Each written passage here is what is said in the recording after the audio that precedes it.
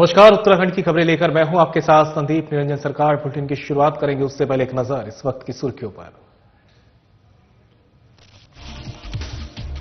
तवाघाट Dharchula national highway पर भूस्खलन को लेकर सीएम धामी का आया बयान। शीघ्र मार्ग खोलने के लिए आदेश। कहा किसी प्रकार की कोई जनहानि की सूचना नहीं।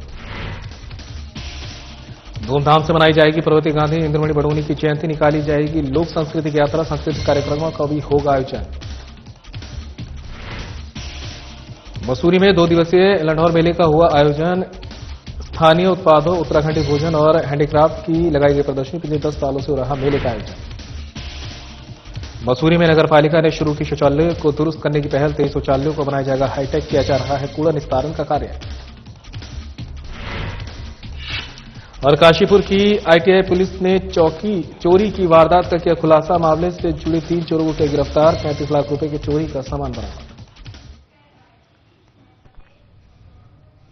चलिए बुलेटिन की शुरुआत कर लेते हैं। सीएम पुष्कर सिंह धामी ने दून विश्वविद्यालय में देवभूमि विकास संस्थान द्वारा आयोजित 2 दिवसीय गंगधारा विचारों का अविरल प्रभाव व्याख्यानमाला का शुभारंभ किया। कार्यक्रम में देवभूमि विकास संस्थान के संरक्षक एवं सांसद त्रिवेंद्र सिंह रावत, मुख्य वक्ता महामंडलेश्वर स्वामी अवधेशानंद गिरी सहित कई गणमान्य उपस्थित हैं। आइए अब आपको सीधे लिए चलते हैं दून विश्वविद्यालय देहरादून, जहां सांसद त्रिवेंद्र सिंह रावत और सीएम पुष्कर सिंह धामी कार्यक्रम में उपस्थित छात्र छात्राओं और गणमान्य व्यक्तियों को संबोधित कर रहे हैं।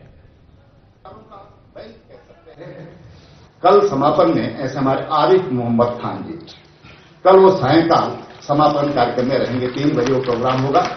मैंने कहा, उन्होंने इतना इच्छा प्रकट करी तो वो यहां पर कल रहेंगे और उनके साथ में जो कार्यक्रम के हमारे मुख्य अतिथि होंगे, हमारे राज्य के राज्यपाल, आप सब लोग बहुत अच्छी तरह परिचित हैं, वो रहेंगे। 2-3 विषय और हैं, उस पर भी आपका ख्याल विचार जानना चाहूंगा। बहुत तकलीफ होती है। मेरे परसों एक बच्चा तब एमबीबीएस कर रहा था, तो जब मैंने हल्द्वानी मेडिकल कॉलेज की लड़ाई लड़ी थी, कोर्ट में गया था, हाई कोर्ट गया, फिर सुप्रीम कोर्ट गया उसको गवर्नमेंट कराने के लिए, तो बच्चा भी मेरे साथ बैठा था वहां पर। तो तब से मुझे लगातार जुड़ा है, मेरे को अंकल जी करके ही बोलता है। अब तो खैर उसकी 12 साल का वो अधिकारी हो गया है, 12 साल से मेडिकल ऑफिसर है। तो परसों मैंने उसको ऐसे ही पूछ लिया, मैंने तुम्हें शादी वादी करी कि नहीं करी? बोले अंकल जी करी थी, लेकिन हम दूसरे दिन नहीं रह पाए, एक रात की शादी। आज फैमिली कोर्ट्स की लगातार डिमांड बढ़ रही है। मैं मुख्यमंत्री रहा हूं, इसलिए बहुत अच्छी तरह उसको अनुभव करता हूं। तो हमारे मन में क्या करें? हमने भी कुछ वकील साथियों से बातचीत करी। उन्होंने कहा, साहब हम काउंसलिंग करते हैं जब झगड़ा हो जाता है। अगर हम शादी से पहले प्री वेडिंग काउंसलिंग करें, बच्चों को समझाएं शादी का महत्व क्या है, हमारा वैवाहिक जीवन, हमारा भारतीय थोड़ा समझा पाए, तो शायद हम इस चीज को कुछ कम कर सके, इसको हम कुछ रोक सके। एक तो दिमाग में ये बात है कि हम इसको करना चाहते हैं। और इस बहुत ही विशिष्ट कार्यक्रम में आप सबके बीच में आकर मुझे अत्यंत हर्ष हो रहा है। और सच में तो ये था कि मैं अभी भाई साहब त्रिवेंद्र जी कह रहे थे क्या करें, अभी कार्यक्रम का टाइम हो रहा है, और मेरा मन था कि मैं उनको भी सुनूं और पूज्य स्वामी जी के जो विचार हम सबको हमेशा ही प्रेरणा देते हैं उनको सुनता, लेकिन इस बीच एक अन्य कार्यक्रम आ जाने के कारण से, क्योंकि वो कार्यक्रम अभी बीच में ही निर्धारित हुआ, एक दिन पहले ही, तो उस कार्यक्रम में भी मुझे भाग लेना है, इसलिए बहुत ज्यादा मैं नहीं बोलूंगा। लेकिन फिर भी मेरा मानना है कि जो इस प्रकार के आयोजन है, इस प्रकार के कार्यक्रम है, ये हम सभी को प्रेरणा देते हैं। हमारी संस्कृति और जो हमारी परंपराएं हैं उनको पोषित करते हैं और समाज में एक बहुत ही सकारात्मक परिवर्तन लाने के वाहक बनते हैं।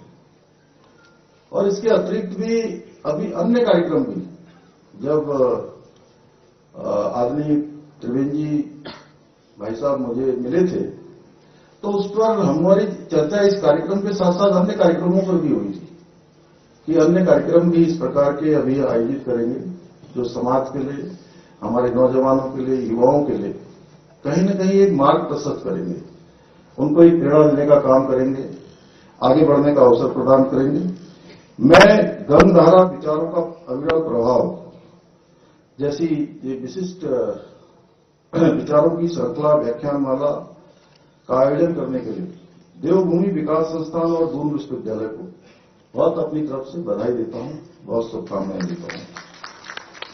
भाई बहनों, जिस प्रकार गंगा का प्रभाव अविरल है, उसी प्रकार हमारे विचारों का प्रभाव भी हमेशा गतिमान रहता है। चूंकि ये विषय हमारे पूज्य स्वामी जी का है और वो यहां पर रखेंगे, उनके मुख से निकले हुए हर शब्द हमारे लिए प्रेरणा का काम करते हैं। लेकिन फिर भी मैं इतना कहना चाहूंगा कि विचारों का ये प्रभाव ही हमें जीवन के हर क्षेत्र में आगे बढ़ने के लिए प्रेरित करता है और विचारों का आदान प्रदान हमेशा हमारी परंपरा का एक हिस्सा रहा है और हमारे प्राचीन गुरुकुलों में भी संवाद और चर्चा को शिक्षा का आधार माना गया था। इसीलिए वेदों में भी कहा गया है कि हमारे पास चारों ओर से ऐसे कल्याणकारी विचार आते रहें जो किसी से न तो दबें, उन्हें कहीं से बाधित न किया जा सके और जो अज्ञात विषयों को प्रकट करने वाले हों। मुझे बताया गया है कि इस व्याख्यान श्रृंखला में इसका शुभारंभ भारतीय संस्कृति का चिरंतन प्रभाव जैसे महत्वपूर्ण और गहन विषयों से हो रहा है, जिसमें हमें पूज्य स्वामी जी का मार्गदर्शन प्राप्त होगा। साथ ही इस 2 दिवसीय व्याख्यान श्रृंखला के दौरान अनेक अभी मैं पूरा कार्यक्रमों की सारणी देख रहा था। और फिलहाल यहाँ रुकेंगे छोटे से ब्रेक के लिए, कहीं मत जाइएगा, जल्द होंगे हाजिर।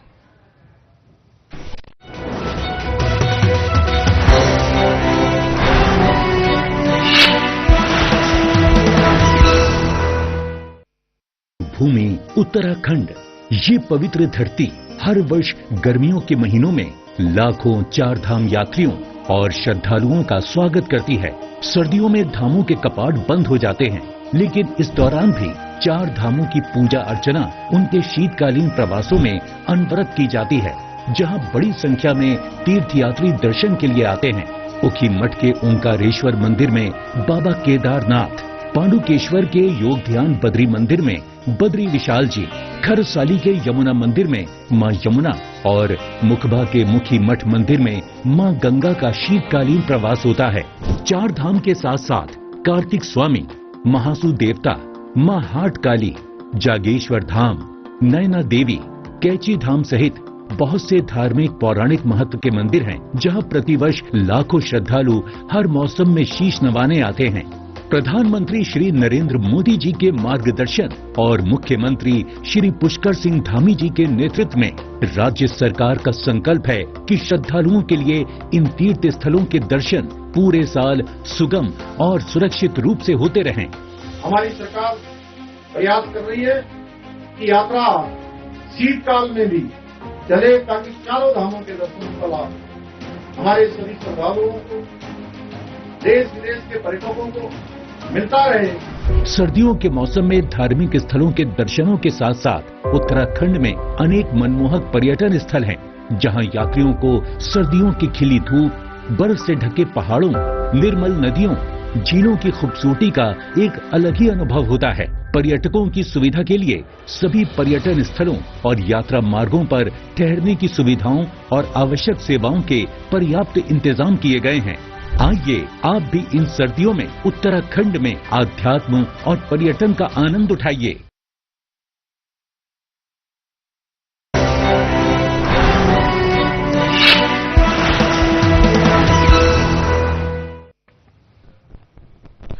और ब्रेक के बाद आप सभी का एक बार फिर से स्वागत है। बड़ी खबर का रुख कर लेते हैं। देहरादून से सामने आ रही है। सीएम पुष्कर सिंह धामी का बयान सामने आया है। पिथौरागढ़ जिले के तवाघाट धारचूला नेशनल हाईवे पर भूस्खलन को लेकर सीएम धामी ने बयान दिया है। भूस्खलन से यातायात हुआ है प्रभावित। भूस्खलन में किसी भी प्रकार की कोई जनहानि की सूचना नहीं। जिला प्रशासन और संबंधित अधिकारियों को दिए शीघ्र मार्ग खोलने के आदेश। देर शाम तक तवाघाट धारचूला नेशनल हाईवे खुलने की संभावना। धारचूला के पास, तवा घाट के पास बड़ा भूस्खलन हुआ है, लेकिन क्योंकि पहले से जानकारी थी और वहां पर छोटे वाहन इत्यादि सब पहले से ही हटा दिए गए थे, तो कोई जान माल की कोई क्षति नहीं है। तो वो मार्ग कुछ अवरुद्ध हो गया है, वहां पर काम चल रहा है। जल्दी से जल्दी जो है वहां पर जेसीबी मलबा हटाने का काम कर रही है। आज शाम तक संभावना है कि वो मार्ग फिर से खुल जाएगा। पर्वतीय गांधी इंद्रमणि बडौनी की जयंती लोक सांस्कृतिक कार्यक्रमों के साथ धूमधाम से मनाई जाएगी। ये निर्णय इंद्रमणि बडौनी विचार स्मृति मंच की बैठक में लिया गया है। बैठक में तय किया गया कि 24 दिसंबर को सुबह 11 बजे बडौनी चौक पर बडौनी प्रतिमा पर पुष्पांजलि अर्पित की जाएगी। उसके बाद बडौनी चौक से शहीद स्थल तक एक लोक सांस्कृतिक यात्रा निकाली जाएगी और शहीद स्थल पर फिल्म निर्देशक प्रदीप भंडारी के नेतृत्व में प्रसिद्ध लोक कलाकारों द्वारा सांस्कृतिक कार्यक्रम प्रस्तुत किए जाएंगे। उत्तराखंड के पर्वतीय गांधी स्वर्गीय इंद्रमणि बडौनी के योगदान पर चर्चा की जाएगी। उत्तराखंड राज्य आंदोलन में अहम भूमिका निभाने वाले और उत्तराखंड क्रांति दल के संस्थापक स्वर्गीय इंद्रमणि बडौनी की जयंती पर पूरे प्रदेश में कार्यक्रम आयोजित किए जाने हैं, जिसको लेकर आज इंद्रमणि बडौनी स्मृति विचार मंच द्वारा कार्यक्रमों को लेकर जानकारी दी गई।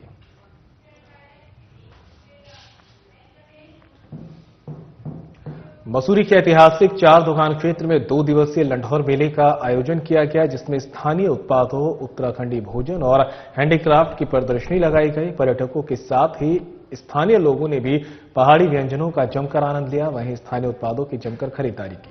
इस मौके पर छावनी परिषद मसूरी के सीईओ अंकिता सिंह ने बताया कि छावनी परिषद मसूरी द्वारा ग्रीन लाइफ के तहत 10वां लंढौर मेला आयोजित किया गया, जिसमें स्थानीय प्रतिभाओं द्वारा विभिन्न प्रदर्शनियां लगाई गई है।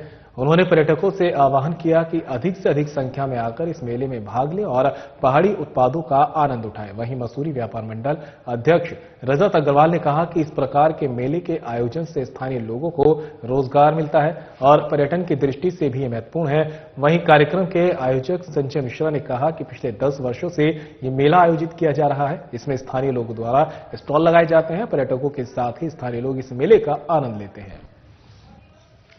तारीफ की बात है कि लंढौर मेले का आज 10वां प्रदर्शनी लगाई गई, प्रदर्शनी शुरू हुई। और लंढौर मेला जो एक नाम से जैसे जाना जाता है, लंढौर का एक मेला है जहाँ पे स्थानीय उत्तराखंडी पदार्थ मिलते हैं, खाने का सामान मिलता है, दालें, पौष्टिक दालें मिलती हैं। साथ में यहाँ पे उत्तराखंड का बना हुआ स्वादिष्ट भोजन परोसा जाता है। उत्तराखंड की किस प्रकार से आर्टिस्टों द्वारा पेंटिंग तैयार करी गई, कपड़े तैयार करे गए, इस प्रकार की विभिन्न चीजें, प्राकृतिक और उत्तराखंडी से जुड़ी हुई चीजें यहाँ इस मेले में मिल रही हैं, बिक रही हैं, जिसका आनंद पर्यटक ले रहे हैं। और लंढौर का क्षेत्र जो है वो मसूरी का सिर का ताज है। मसूरी अगर आज जाना जाता है तो लंढौर की कारण जाना जा रहा है, जिसकी हमें बहुत ही गर्व है कि लंढौर बाजार भी अब हेरिटेज बाजार का रूप लेगा और जल्द ही पूरे विश्व के पर्यटक जो है लंढौर बाजार का रुख करेंगे और लंढौर को विकास की ओर ले जाएंगे। जिलाधिकारी और उप जिलाधिकारी के निर्देशों के बाद पर्यटन नगरी मसूरी में शौचालयों को दुरुस्त करने के लिए नगर पालिका ने कार्य शुरू कर दिया है। नगर पालिका परिषद मसूरी के अधिशासी अधिकारी तनवीर सिंह मारवाह ने बताया कि 23 शौचालयों को हाईटेक बनाया जाएगा, जिसके लिए नगर पालिका द्वारा कार्य शुरू कर दिया गया है। उन्होंने बताया कि जिलाधिकारी और उप जिलाधिकारी द्वारा दिए गए निर्देशों का पालन करते हुए शहर के सभी शौचालयों को दुरुस्त किया जा रहा है। उन्होंने बताया कि स्वच्छ सर्वेक्षण के अंतर्गत नगर पालिका की तैयारी पूरी हो चुकी है। मसूरी नगर पालिका को प्रथम स्थान पर लाने के लिए पूरे प्रयास किए जा रहे हैं। आपको बता दें कि जनवरी में स्वच्छ सर्वेक्षण के अंतर्गत भारत सरकार द्वारा मसूरी का सर्वेक्षण किया जाना है, जिसके लिए नगर पालिका ने तैयारी शुरू कर दी है। वहीं शहर में बायोमेथेन प्लांट और एमआरएफ सेंटर में कूड़ा निस्तारण का कार्य किया जा रहा है। शौचालयों को लेकर के शासन की तरफ से भी हमें निर्देश मिले। क्लीन टॉयलेट कैंपेन है भारत सरकार का, एंड हमारे निदेशालय की तरफ से चकाचक टॉयलेट कैंपेन करके एक योजना है, जिसके अंदर की हमारे को स्वच्छता सर्वेक्षण और ओडीएफ गाइडलाइंस के अनुसार हमें समस्त टॉयलेट्स को अपग्रेड करना है। इसी के क्रम में जिलाधिकारी एवं प्रशासक महोदय द्वारा हमें निर्देशित किया गया और हमने लगभग 23 टॉयलेट्स का अपग्रेड करने हेतु तो एस्टिमेट बनाया और उसका हमने अभी निविदा निकाली है, जिसमें कि हम 23 टॉयलेट्स को एक उच्च कोटि का अच्छा ODF++ की गाइडलाइंस के अनुसार एक स्मार्ट टॉयलेट में हम कन्वर्ट करेंगे। इस शहर में लगभग हम 49 टॉयलेट्स हैं, तो हम प्रथम फेज में भी इन 23 टॉयलेट्स को हमने लिया है। इसके बाद फिर हम आफ्टर इसका जब सक्सेसफुल थोड़ा सा हो जाएगा तब हम बाकी टॉयलेट्स को लेंगे। टॉयलेट जो हमने 23 टॉयलेट्स बनाए हैं, इसमें से हम 2 टॉयलेट्स को पिंक टॉयलेट बनाने की योजना है हमारी। ये महिलाओं के लिए होते हैं, महिलाओं द्वारा ही संचालित होते हैं।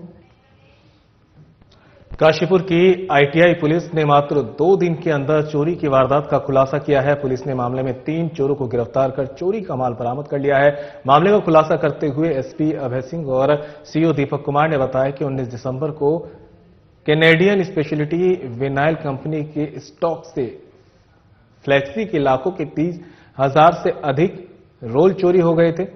फैक्ट्री मैनेजर ने आईटीआई थाने में अज्ञात चोरों के विरुद्ध तहरीर दी, जिसके बाद पुलिस ने मामले को गंभीरता से लेते हुए आरोपियों की धरपकड़ के प्रयास शुरू कर दिए। पुलिस ने मामले में एक आरोपी को बंद पड़े बारात घर से गिरफ्तार किया। आरोपी की निशानदेही पर पुलिस ने बारात घर में ही छिपा कर रखे 610 फ्लेक्सी रोल बरामद किए। साथ ही 2 अन्य आरोपियों को भी गिरफ्तार किया है। आरोपियों ने पूछताछ में बताया कि कंपनी में बनने वाले फ्लेक्सी रोल को रात के समय कंपनी के ही एक पूर्व कर्मचारी और मोवाखेड़ा के रहने वाले व्यक्ति कैनेडियन कंपनी के गार्ड से मिलकर कंपनी से फ्लेक्सी रोल को गाड़ी में भरकर चोरी कर बाहर निकले थे, जहां से चोर अपने कारनामे को अंजाम देते थे। बरामद 610 फ्लेक्सी रोल की कीमत करीब 35 लाख रुपए है। पुलिस ने तीनों आरोपियों को न्यायालय के समक्ष पेश कर सलाखों के पीछे भेज दिया। बुधवार की सुनवाई के दौरान एक फरियादी ने, जिनका नाम उपमन्यु है, और इन्होंने एसएसपी महोदय से निवेदन किया था, एक प्रार्थना पत्र दिया था कि इनकी एक फैक्ट्री है कैनेडियन के नाम से, और उसमें कुछ ये पॉलीफ्लेक्स के रोल जो होते हैं वो बनाए जाते हैं, और लगभग करोड़ों का माल गायब है। इसको पूरी संवेदनशीलता से लेते हुए सरको के द्वारा सीओ काशीपुर के नेतृत्व में इंस्पेक्टर आईटीआई और एसओजी की एक संयुक्त टीम बनाई गई। तो चौंकाने वाली चीजें इस प्रार्थना पत्र की जांच में आई। इसमें ये पता चला कि इसमें कंपनी के अंदर काम करने वाले कुछ इनके जो सुरक्षा अधिकारी और कर्मचारी इन्वॉल्व हैं, इसी तरीके से कुछ स्थानीय लोग जो कि महुआ खेड़ागंज के हैं वो इन्वॉल्व हैं, और ये वहां से लेकर के आपस में एक नेक्सस बना करके और उस माल को अलग अलग जगहों पे बेचते हैं। जब यह घटना वेरीफाई हुई तो उसके बाद से फिर हमारे द्वारा इसकी बरामदगी के प्रयास किए गए। तो ये पता चला कि यहाँ पे एक सनी नाम का लड़का, जो कि इनका चीफ सिक्योरिटी ऑफिसर था, उसके द्वारा एक मनोहर नाम के और सिक्योरिटी में काम करने वाले लड़के के माध्यम से, और 2 जो स्थानीय हैं सारिक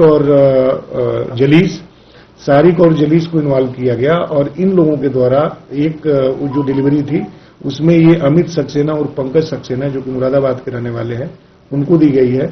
तो ये जो पंकज सक्सेना है, इनके पास से हमारे द्वारा लगभग 35 लाख रुपए के फ्लैक्स और रोल अभी तक बरामद किए गए हैं।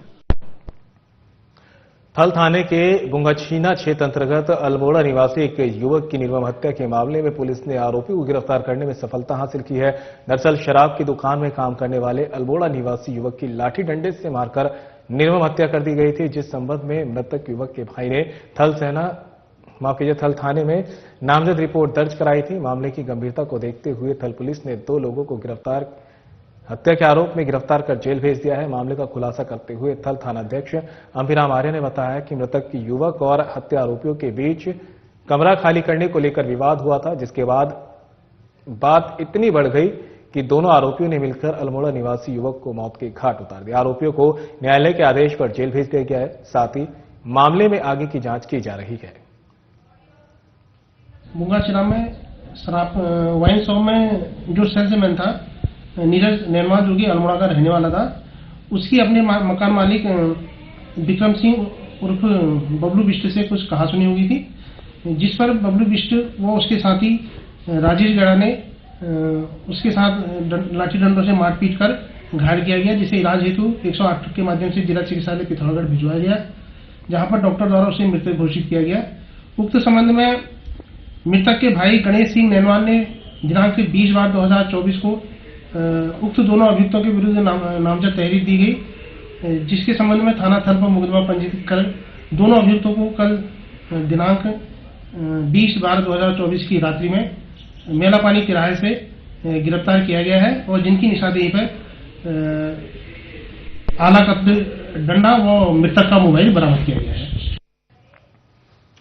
और फिलहाल बुलेटिन में मेरे साथ इतना ही, लेकिन जाते जाते आपको ऋषिकेश के त्रिवेणी घाट ले चलते हैं, जहां पर गंगा आरती का सीधा प्रसारण जारी है।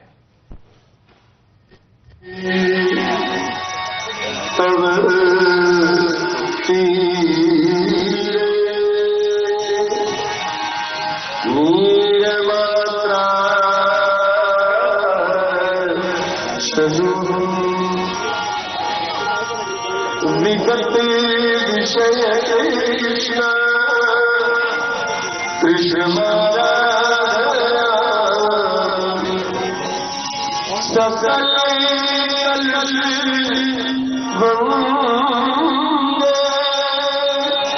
स्वर्ग सौभाग्य तरंगे तरंगे देवी गंगे प्रसीद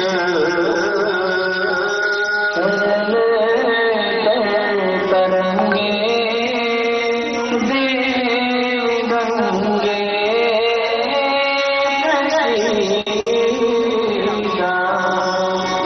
ओम चंद्रमा मन सूर्य सूर्यो